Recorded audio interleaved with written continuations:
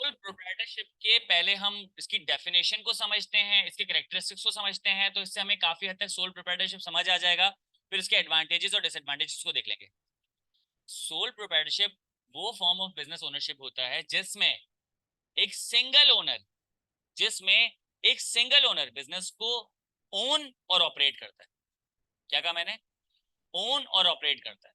By definition का मैं कहता हूँ सिर्फ ओन करता है तो वो भी डेफिनेशन पूरी नहीं होगी, अगर वो सिर्फ ऑपरेट करता है तो भी डेफिनेशन पूरी नहीं होगी। वो सिंगल हैंडेडली, वो सिंगल पर्सन क्या करता है, उस बिजनेस को ओन या ऑपरेट करता है। सोल प्रोप्राइटरशिप में जो ओनर होता है, जो सिंगल ओनर होता है, उसे सोल प्रोप्राइटर या सोल ट्रेडर कहते हैं। सही है।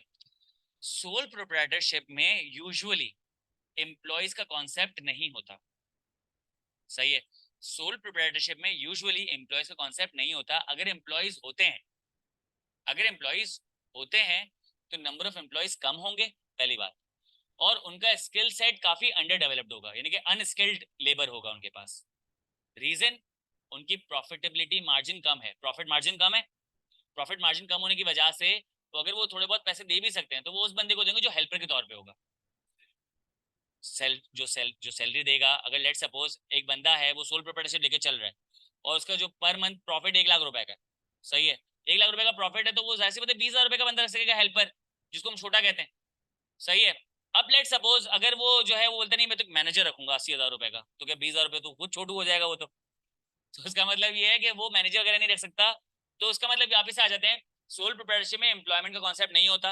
अगर होता है तो नंबर ऑफ एम्प्लॉयज कम होते हैं और उनके स्किल सेट अंडर डेवलप्ड होते हैं, यानी कि वो अनस्किल्ड एम्प्लॉयज होते हैं, पहली बात।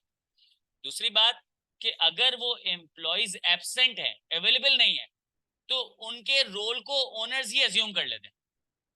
अगर तुम देखते हो कि एक बंदा फ्राइज बना रहा है और अगर छोटू नहीं आया काम पे तो वो क्या करेगा, वो खुद ही फिर फ्राइज को पील करेगा, खुद ही जो उसको कट करेगा और खुद ही उसको फ्राई कर रहा होगा।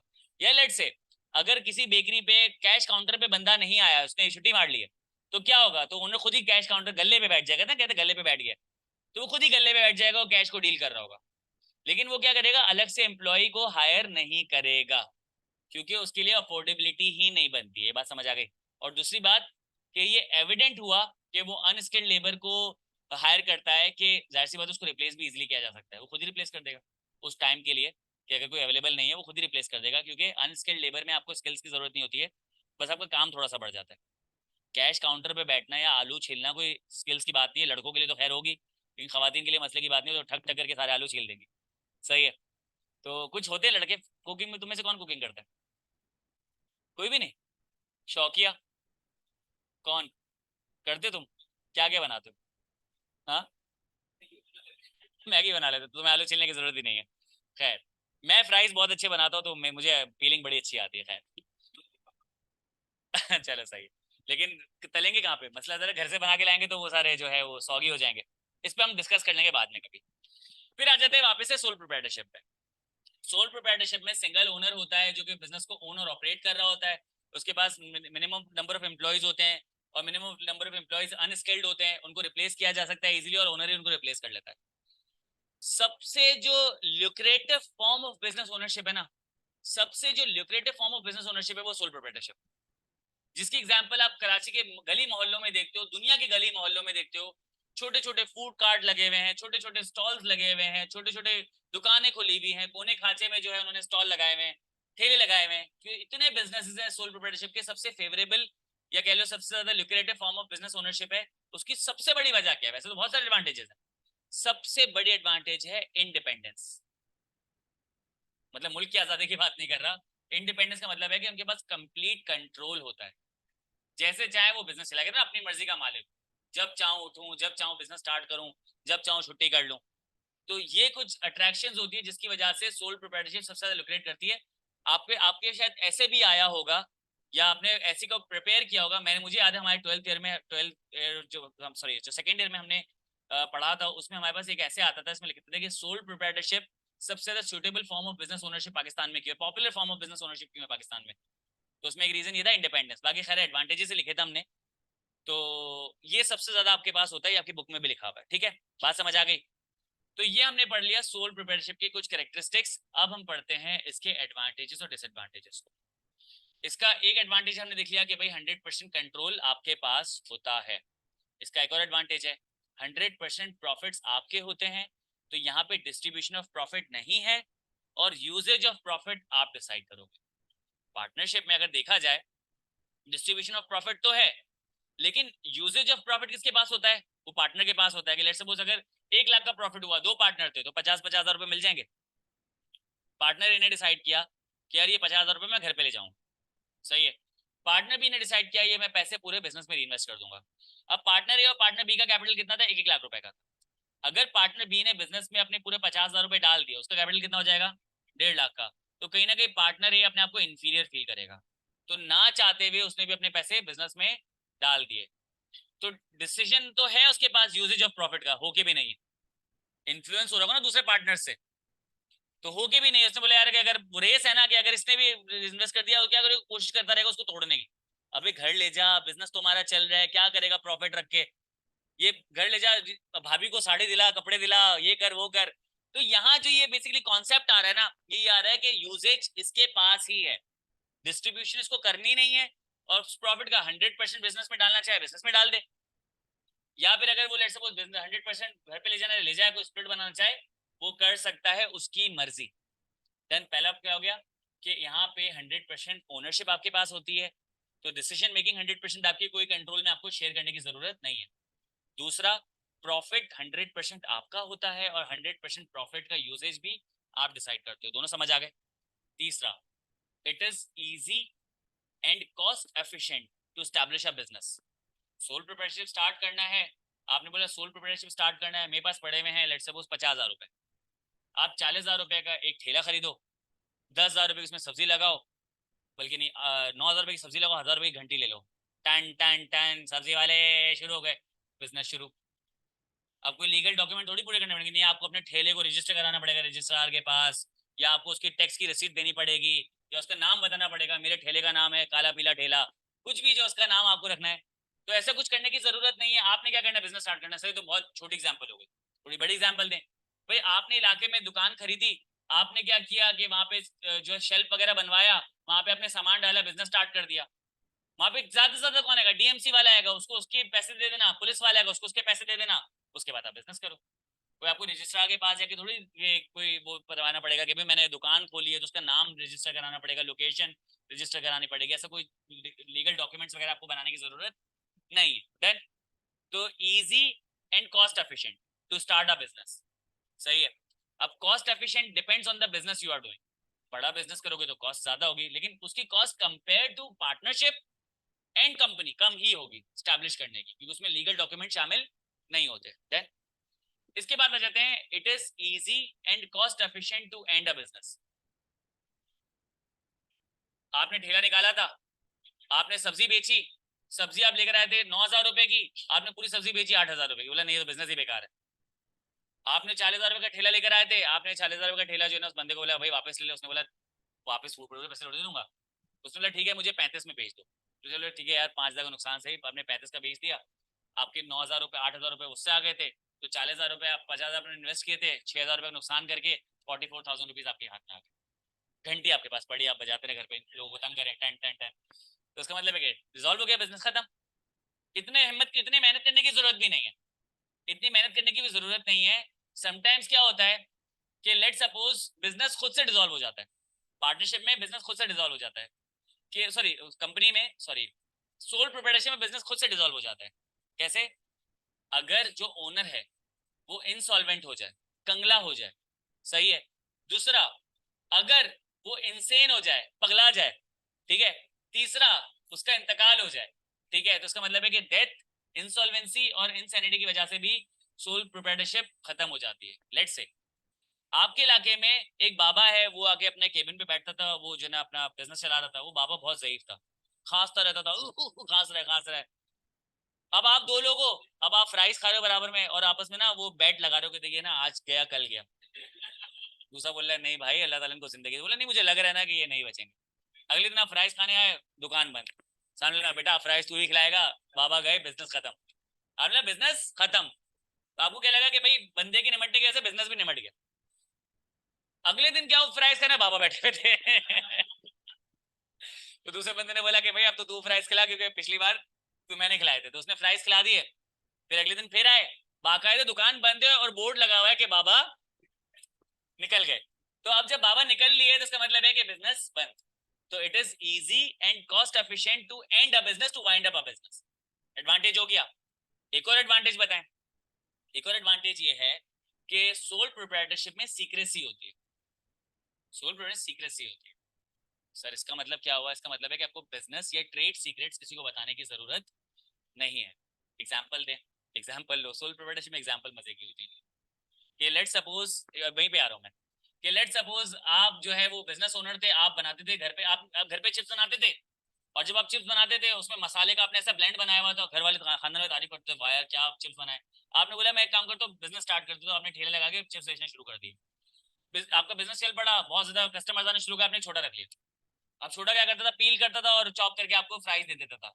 आप फ्राई करके उसमें मसाला लगा के खिलाते थे लोगों को। एक दिन क्या किया, छोटे ने फ्राइज उठाया और एक खाया, उसने मुंह में रखा, उसने लगाया बेहतरीन फ्राइज है यार। उसने, उस्ताद कौन सा मसाला लगाया है? आपने उसके गुस्से से देखा और गुद्दी पे ठप करके लगाया। मतलब अपनी औकात में रहे, ठीक है, मैं तुझे ही नहीं बताऊंगा मसाला, क्योंकि कल तू किसी और के पास चलेगा तो उसको सीक्रेट रेसिपी बता देगा। सही है। अब अज्यूम करो पार्टनरशिप में हो, तुम बड़े अच्छे फ्राइज बनाते हो, और तुम्हारे पार्टनर ने तुमसे पूछ लिया कि भाई रेसिपी बताओ, तो क्या गुद्दी पे लगाओगे उसके? अब बताना पड़ेगा, सीक्रेसी गई। कंपनी में आ जाओ, कंपनी में तो फ्राइज का कौन सा मसाला है शेयर होल्डर को पता नहीं होता। तुम अगर पेप्सी के ओनर हो, पेप्सी में तो पता ना, एक एक कार्बन है, एक फ्लेवर है, कोला है, जो पेप्सी में डलता है जिसकी वजह से वो फ्लेवर जनरेट होता है। कोला हर बंदा बना सकता है, लेकिन वो पेप्सी का वो उसको कॉपी नहीं किया जा सकता। वो उसको क्लेम करते हैं कि हमारे पास ये फॉर्मूला मौजूद है। अब तुम्हारा कंपनी में शेयर था पेप्सी को, मैं गलती से किसी ने तुम्हें शेयर बेच दिए। लेट सपोज तुम्हारे पास 1% शेयर है।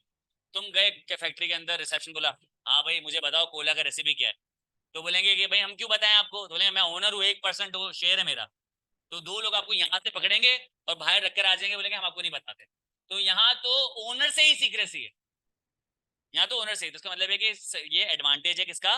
सोल प्रोप्राइटरशिप का। फॉलो किया? It is easy and cost efficient to start a business, to end a business. ठीक है। दूसरा कि इसमें आपके पास डिसीजन मेकिंग कंट्रोल 100% होता है, फ्लेक्सिबिलिटी आपके पास होती है। जब मैं कहता हूँ डिसीजन मेकिंग कंट्रोल फ्लेक्सिबिलिटी, सब एक मतलब होता है, इंडिपेंडेंस। इसके बाद क्या होता है कि इसमें सीक्रेसी होती है। फिर इसके बाद हमने देखा कि इसमें 100% प्रॉफिट आपका होता है, तो 100% उसका यूजेज भी आप डिसाइड करते हो। ठीक है। लास्ट इसका एडवांटेज हो सकता है लोअर टैक्सेशन। इसको टेक्निकली समझो। तुम लोगों को ये पता होगा या तुम लोगों ने कहीं ना कहीं सुना होगा कि जितना ज्यादा इनकम परसेंटेज वाइज टैक्स उतना। इसकी एग्जांपल, लेट सपोज एक बंदा पर मंथ 1 लाख रुपए कमाता है। सही है। 1 लाख रुपए कमाता है, तो शायद वो 1 लाख रुपए पे 10% टैक्स देगा। ठीक है। 10% के हिसाब से उसके जो पर मंथ टैक्स कितना कटेगा? 10,000 रुपए। 90,000 रुपए उसकी जेब में जा रहे होंगे। सही है। एक बंदा ऑन द कॉन्ट्ररी कमा रहा है 2 लाख रुपए। कितना कमा रहा है? 2 लाख रुपए। 2 लाख रुपए कमा रहा है, तो उसका स्लैब रेट लेट से समझाने के लिए 20% हो गया। 20 ने ज्यादा कर दिया बेचारे के साथ मैंने, 20 नहीं 12% हो गया। अब 12% हो गया तो इसका मतलब ये है कि 2 लाख रुपए पे वो 24,000 रुपए का टैक्स देगा। 2 लाख रुपए को स्प्लिट करो इंटू एक 1 लाख रुपए कर दिया। 24 को स्प्लिट करो इंटू 2, 12 12। तो एक में से 12 माइनस करो, एक में से 12 माइनस करो, कितना टैक्स कटा? कितना बचा? 88। तो वहां पे 1 लाख रुपए पे उसको 90 बच रहे थे, यहाँ पे 1 लाख रुपए पे इसको 88 बच रहे। 2,000 रुपए का टैक्स ज्यादा दिया। तो जो ज्यादा बिजनेसेस ज्यादा इनकम अर्न करते हैं तो उनको टैक्स भी ज्यादा देना पड़ता है, लेकिन उसका प्रोपोर्शन भी ज्यादा होता है। भाई लेट सपोज अगर 1 लाख रुपए पे अगर आप 10% देते हो तो वो 10,000 रुपए होगा। 2 लाख रुपए पे 20,000 रुपए होता। तो बढ़ा तो यहाँ पे भी है, लेकिन 12% के हिसाब से प्रोपोर्शन भी बढ़ गया। 4,000 रुपए एक्स्ट्रा दिए, मतलब पर 1 लाख रुपए 2,000 रुपए ज्यादा दिए। कॉन्सेप्ट समझ आ गया? तो ये advantage for the sake of advantage लिखा गया कि यहाँ पे लेट सपोज जिसकी इनकम कम होती है उसको स्लैब रेट के हिसाब से कम टैक्स देना पड़ता है। तो सोल प्रोप्राइटरशिप की यूजुअली इनकम कम होती है। हमने वो बर्गर की एग्जांपल ली थी सिंगर की, वो 100 रुपए कमा रहा था और KFC 200 रुपए कमा रहा था। तो पर बर्गर प्रॉफिट कम होने की वजह से उसका इनकम टैक्स कम लगेगा, उसको स्लैब रेट में कम की वजह से। देन ये बात समझ आ गई? अब सोल प्रोप्राइटरशिप में अगर तुम देखो तो ये जो पैराग्राफ थे ना, ये वाले सारे, ये जो सारे पैराग्राफ थे, इसमें जो मैंने तुम्हें ऊपर बातें लिखवाई थी ना इंपॉर्टेंट बताई थी, वो सारे इन पैराग्राफ्स में आ रही है। जैसे क्या? सोल प्रोप्राइटरशिप वो इंडिविजुअल होता है जो ओन और ऑपरेट करता है अपने बिजनेस को, वो एम्प्लॉय करेगा स्मॉल नंबर ऑफ पीपल, इसमें कोई लीगल फॉर्मेलिटी नहीं होती बिजनेस को स्टार्ट करने की। प्रॉफिट आफ्टर टैक्स इसको जाता है, ओनर को जाता है। ओनर जो है उसने कंप्लीट कंट्रोल में होता है, free to make decision making कर रहा होता है। इंडिपेंडेंस एक की अट्रैक्शन है बिजनेस को रन करने का। अगर एमसीक्यू आता है, सोल प्रोप्राइटरशिप में सबसे ज्यादा ल्यूक्रेटिव पॉइंट क्या है बिजनेस ओन करने का या उसको सिलेक्ट करने का? उसके नीचे लिखा होगा सीक्रेसी, उसके नीचे लिखा होगा इजी टू फॉर्म, इसके लिखा होगा कॉस्ट एफिशिएंट टू फॉर्म, और लिखा होगा आपके पास इंडिपेंडेंस। तो आप क्या सिलेक्ट करोगे? इंडिपेंडेंस। इंडिपेंडेंस सबसे ज्यादा अट्रैक्टिव पॉइंट होता है, सही है। फिर उसके बाद जो मैंने बाकी सारी बातें लिखवाई वो यहीं पे लिखी हुई है, और कोई अलग बात मैंने आपको नहीं बताई, सारी बातें यहाँ पे मेंशन्ड है। तो ये आपका हो गया। इसके बाद देखो, ease and low cost of formation पढ़ा था, एडवांटेज सीक्रेसी पढ़ा था, distribution and use of profit कि इसको डिस्ट्रीब्यूट नहीं करना होता, यूज अपने हिसाब से आप डिसाइड कर लेते हो, greater flexibility and direct control, सही है। इसके बाद लिखा है ईज ऑफ गवर्नमेंट रेगुलेशन, कोई गवर्नमेंट की रेगुलेशन नहीं होती इसके अंदर। लोअर टैक्सेशन मैंने आपको बता दिया, और लास्ट के बताया मैंने आपको ease of dissolution. Lower taxation में एक और पॉइंट ऐड कर देता हूं कंपनी के पॉइंट ऑफ व्यू से। सोल प्रोप्राइटरशिप में लोअर टैक्सेशन, स्लैब रेट कम होने की वजह से भी लोअर टैक्सेशन होता है। दूसरा, कंपनी में आपके पास डबल टैक्सेशन ऑफ प्रॉफिट होता है। डबल टैक्सेशन ऑफ इनकम का कॉन्सेप्ट होता है। किसी को पता है तो हैंड रेज करे, मैं पूछूंगा नहीं, पता हो तो मैं जानना चाहता हूँ। एक को पता है, दो को पता है। डबल टैक्सेशन ऑफ इनकम के कॉन्सेप्ट को समझो। डबल टैक्सेशन के कॉन्सेप्ट को समझने के लिए आपको ये चीज अब स्टैब्लिश करनी पड़ेगी कि कंपनी जो है ना, वो एक अलग लीगल एग्जिस्टेंस रखती है। कंपनी की एक अलग लीगल स्टेटस होता है, और एक इंडिविजुअल का अपना लीगल स्टेटस होता है, सही है। सोल प्रोप्राइटरशिप का अपना कोई लीगल स्टेटस नहीं होता। सोल प्रोप्राइटरशिप ही सोल प्रोप्राइटर है, और सोल प्रोप्राइटर ही सोल प्रोप्राइटरशिप है, वो इनसेपरेबल है। सिमिलरली पार्टनरशिप ही पार्टनर है, और पार्टनर ही पार्टनरशिप है, सही है, इनसेपरेबल है। लेकिन कंपनी और शेयर होल्डर्स अलग अलग है। तो कंपनी को प्रॉफिट होगा तो कंपनी क्या पे करेगी? टैक्स। टैक्स पे करेगी ना। कंपनी को प्रॉफिट होगा तो वो टैक्स पे करेगी। टैक्स पे करने के बाद जो उसके पास अमाउंट बच जाएगी, अब कंपनी का डिसीजन क्या होगा कि वो डिविडेंड पे करे, उसको रिटेन अर्निंग में पार्क कर दे। अगर उसने उसको रिटेन अर्निंग में पार्क कर दिया तो डबल टैक्सेशन नहीं होगा। लेकिन लेट्स सपोज कंपनी ने किसी साल डिविडेंड अनाउंस कर दिया, डिविडेंड अनाउंस किया, तुमने बोला वाह यार बेहतरीन काम हो गया, डिविडेंड मिलेगा, तुमने कैलकुलेट किया इसके हिसाब से मेरे अकाउंट में 5,000 रुपए आ जाएंगे। तुम खुश, तुम्हारे बैंक में मैसेज आया टू टू, तुमने मैसेज खोला 4,500 रुपए क्रेडिट, तुम्हारी हट गई कि यार ये कहां से 500 रुपए किस चीज के कट गए। तुमने बैंक फोन किया तो बैंक ने बोला कि बेटा तुम्हारी जो इनकम हुई है 5,000 रुपए की, उसमें टैक्स नहीं दोगे अपने गवर्नमेंट को।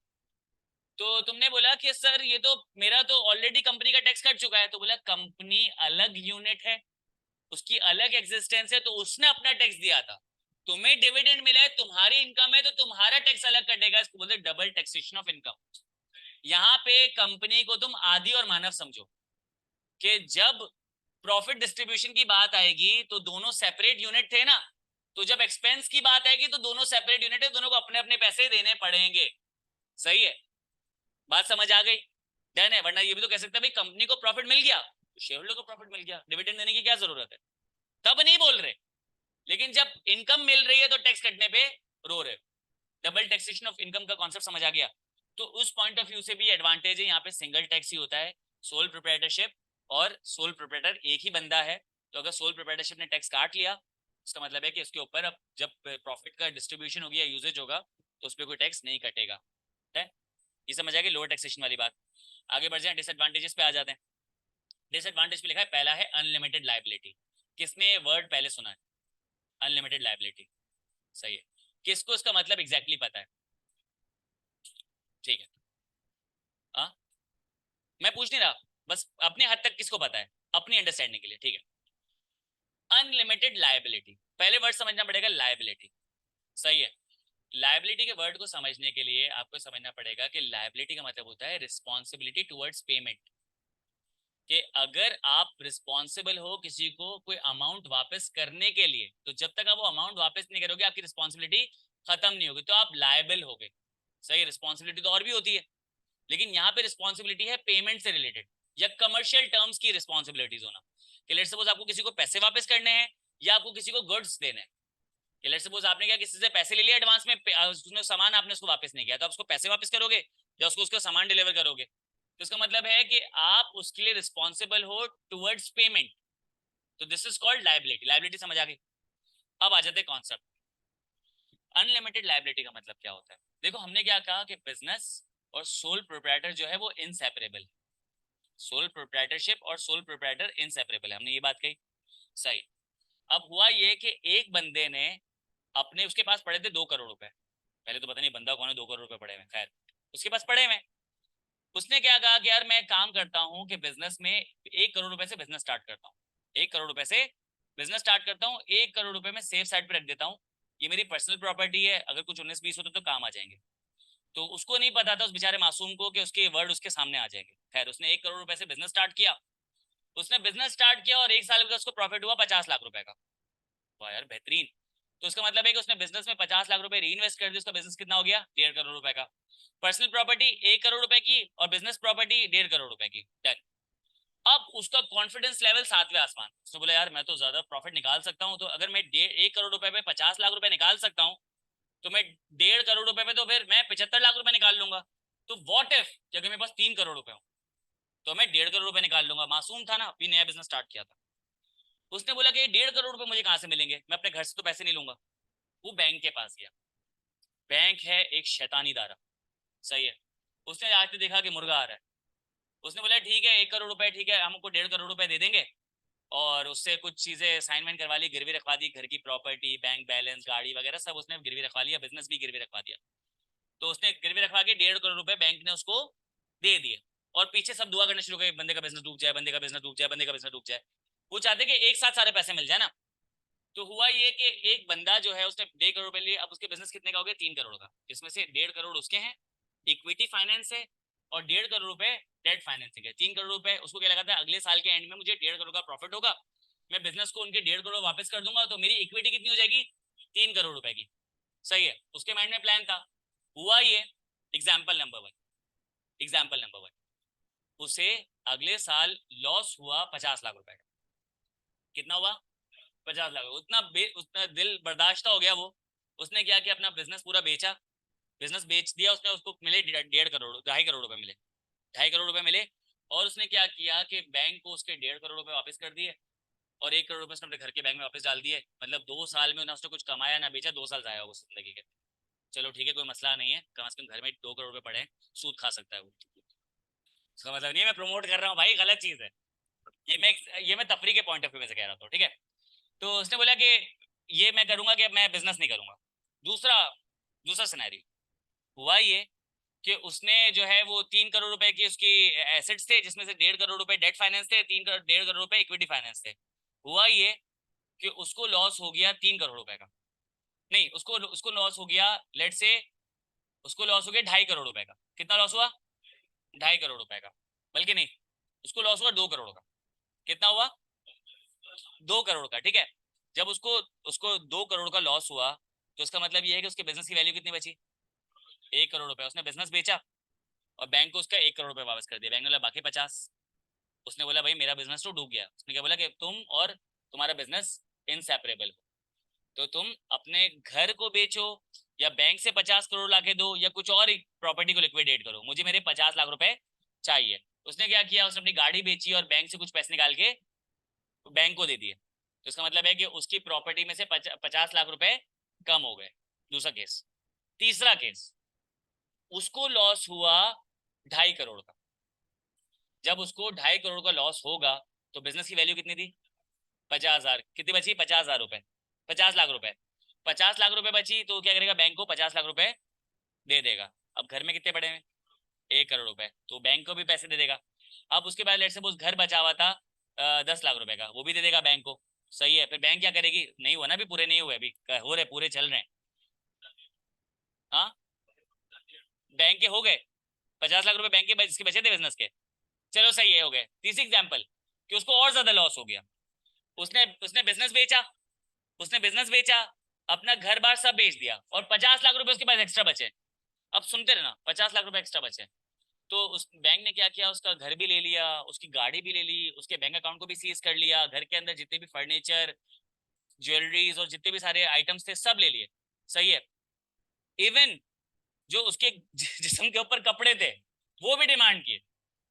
तो उसने वो बैंक को बोला कि बैंक, ये जो कपड़े मिला के 500 रुपए की मिल्कियत है, 500 रुपए लेके तुम क्या करोगे। तो बैंक कोर्ट में जाएगा, और कोर्ट को कहेगा कि भाई आप जो है ना मेरे पास इसके मैंने सब कुछ सब कर लिया कि मेरे अभी भी 50 लाख रुपए बचे, आप मुझे वो लेके दो। सही है। तो बैंक क्या करेगा, इस बंदे को बुलाएगा, बैंक बोलेगा भाई इसके 50 लाख रुपए दो, तुमने इससे लिए थे। तो बंदा बोलेगा कि बैंक अब ये कपड़े ही बचे हैं, वो बड़ी मुश्किलों से मैंने माफ करवाए, अब मेरे पास कुछ नहीं है। तो पता है इसको इसको कोर्ट क्या कहेगा, कोर्ट इसको कहेगा कि एक काम करो तुम बैंक्रप्सी के लिए अप्लाई करो। वो बैंक्रप्सी अप्लाई कर देगा तो हुकूमत पाकिस्तान उससे क्या करेगी, पब्लिकली बैंक्रप्ट साबित कर देगी। बैंक्रप्ट का मतलब ये है कि इसके पिछले जो भी उधार हैं अब ये पे ऑफ नहीं कर सकता, तो अब ये उधार से पाक हो गया, इसके पास 1 रुपए की प्रॉपर्टी भी मौजूद नहीं है, बैंक्रप्ट हो गया। तो अब जो बैंक ने 50 लाख रुपए एक्स्ट्रा लेने थे वो बैंक का नुकसान। तो अनलिमिटेड लाइबिलिटी का मतलब ये है कि जब तक लिमिट पूरी नहीं होती तब तक तुम पे करते रहोगे, फिर तुम्हारा बिजनेस चले जाए, तुम्हारा घर बार चले जाए, तुम्हारा बैंक बैलेंस चले जाए। वो नहीं बाबूराव कहता है कि बाटली के चक्कर में बिजनेस चला गया, बैंक चले गया, मेरा घर चले गया, मेरा खुद बाप चले गया, तो उसके बाद भी उधार खत्म नहीं हुआ। तो ये अनलिमिटेड लाइबिलिटी का कॉन्सेप्ट मौजूद है। सही है। तो यहाँ पे सर आगे चले मजा आ रहा है, हमें मजा आता है ना लोगों के बेचारे के जब डूब जाते हैं, जाया हो जाता है, आगे चले मजा आ रहा है। लेट सपोज स्टार प्लस का ड्रामा था, ये होता है ना उसमें कि एक बंदा बिल्कुल कंगाल हो जाता है, फिर से वापस आता है नई प्रॉपर्टी बना के। ये बंदा जो है वो 5 साल के लिए गायब हो गया, 5 साल के बाद क्या वो वापस से आया, मिस्टर बजाज जेब में हाथ डाल के, कोट वोट पहना हुआ इसने, बोला मैंने फिर से 1.5 करोड़ की प्रॉपर्टी बना ली है। तो बैंक को पता चला, बैंक को पता चला बंदा मार्केट में आ गया फिर से 1.5 करोड़ रुपए। तो मेरा तुम लोग को सवाल है, बैंक वो 50 लाख रुपए मांग सकता है? नहीं, वो पुराना बंदा मर चुका है। स्टार में दिखा था बंदा मर जाता है वापस से आता है प्लास्टिक सर्जरी करा के, इसमें लिटरली वो बंदा मर चुका है। अब जो इसके पास जो पैसे ना वो नए बंदे के, अब वो इससे पैसे नहीं मांग सकता। यहाँ पे एक और कॉन्सेप्ट आता है, हमारे जो हुक्मरान उन्होंने आपको बैंकरप्ट नहीं डिक्लेयर कर देते, बैंकरप्ट डिक्लेयर कर दिया, सारे उधार है सब माफ हो गए, फिर अचानक से बताते कि पता नहीं हमारे दादा के जो भाई थे उनकी प्रॉपर्टी निकली है, हम फिर से अमीर हो गए। तो इस तरीके से जो बैंकरप्सी को इस्तेमाल करते हैं वो लोग इस कॉन्सेप्ट को अप्लाई करने के लिए। अनलिमिटेड लाइबिलिटी समझ आई? तो यहाँ पे जब तक आप बैंकरप्ट नहीं हो जाते तब तक आपको उस बंदे को या उस ऑर्गेनाइजेशन को पे करना होगा। यहाँ पे बिजनेस की प्रॉपर्टी भी चली जाती है, फिर पर्सनल प्रॉपर्टी भी चली जाती है। बिजनेसेस और जो इंडिविजुअल्स होते हैं वो क्या होते हैं, इनसेपरेबल होते हैं। ऑन द कॉन्ट्ररी, इस कॉन्सेप्ट को मजीद समझना हो तो लिमिटेड लाइबिलिटी का कॉन्सेप्ट है, उसमें ये होता है कि कंपनी है, उस कंपनी में आपका 1 लाख रुपए का शेयर था। अब 1 लाख रुपए का आपका शेयर है, तो हुआ ये कि कंपनी डूब गई। आप रात को सो रहे थे, आपको फोन आया कि यार तुम्हारी जो है वो कंपनी डूब गई है। तुमने कैलकुलेट किया कि ठीक है मुझे 1 लाख का नुकसान हो, तुमने ठीक है कोई मसला नहीं, तुमने फोन रख दिया और तुम सो गए। फिर तुम्हें फोन आया, बोले तुम्हारी कंपनी जो है वो पूरी डूब गई है और उसके बिजनेस को डबल नुकसान हुआ है। तुमने कैलकुलेट किया, अच्छा ठीक है डबल नुकसान हुआ, फिर भी मुझे 1 लाख का नुकसान हो, तुम सो गए। उसके बाद फिर तुम्हें फोन आया, तुम्हारी हटी हुई थी, हाँ भाई क्या मसला है? तो सामने वाला, अरे भाई डबल नुकसान हुआ है तो 1 लाख रुपए तुम्हारे डूब गए, 1 लाख रुपए और लेकर आओ। तुमने बोला अबे साले और तुमने उसको 3-4 अच्छे कलमात अदा किए और उसके बाद फिर तुम सो गए। तुमने माइंड में कैलकुलेट किया कि उसने इंट्रोडक्शन टू बिजनेस नहीं पढ़ा हुआ, उसे लिमिटेड लायबिलिटी का कॉन्सेप्ट नहीं पता कि बिजनेस में एज शेयर होल्डर्स मेरी लायबिलिटी उतनी है जितना मेरा बिजनेस में स्टेक है, मेरा बिजनेस में शेयर है, यानी कि 1 लाख रुपए। अब लेट सपोज किसी बेवकूफ ने कंपनी को उसकी वैल्यू से ज्यादा पैसे दे दिए तो वो खुद भुगतेगा। कंपनी का बंद हो जाना ही तो कंपनी की बैंकरप्सी होती है, लीगल स्टेटस है ना। तो इसका मतलब क्या है, लिमिटेड लायबिलिटी का कॉन्सेप्ट। तो पार्टनरशिप में और सोल प्रोप्राइटरशिप में, पार्टनरशिप में तो और दुख बताऊं, पार्टनरशिप में पता क्या होता है कि लेट सपोज पार्टनर्स का अपना अपना शेयर था, वो डूब गया। अब सारी एग्जांपल्स को पार कर लिया, उसमें आखिरी एग्जांपल की थी सब चले जाते ना इसमें। तो आखिरी एग्जांपल क्या थी कि लेट सपोज दोनों का 1-1 लाख रुपए का शेयर था, दोनों चले गए। सही है। दोनों के घर में एक के घर में पड़े थे लेट सपोज 1 लाख रुपए, एक के घर में पड़े थे 1.5 लाख रुपए। तो जिसके घर में 1-1 लाख रुपए पड़े थे तो दोनों के 1-1 लाख रुपए चले गए, अभी भी लोन वापस नहीं हुआ। तो बैंक बोलेगा वो तुम्हारे 50,000 रुपए ना। तो जो दूसरा पार्टनर बोलेगा कि इसके 50,000 तो नहीं है, तो बैंक बोलेगा कोई बात नहीं, तुम अपने 50,000 रुपए दे दो। तो इसमें प्रोपोर्शन नहीं चलता कि इक्वल प्रोपोर्शन से नुकसान होगा। इसमें यही होता है कि लेट सपोज अगर उसके बाद भी लोन बच जाता है ना, तो यहाँ पे कॉन्सेप्ट आता है कि हर पार्टनर दूसरे पार्टनर का म्यूचुअल एजेंट है। हर पार्टनर दूसरे पार्टनर का म्यूचुअल एजेंट है, यानी कि हर पार्टनर दूसरे पार्टनर का एजेंट है, रिप्रेजेंट करता है। हर पार्टनर फर्म को रिप्रेजेंट करता है और फर्म हर पार्टनर को इंडिविजुअली रिप्रेजेंट कर रही होती है। तो लेट सपोज जिसने लोन लिया है ना, जिसने लोन दिया है बैंक ने, वो सिंगल पार्टनर को नहीं देखेगा, वो पार्टनरशिप फर्म को देखेगा।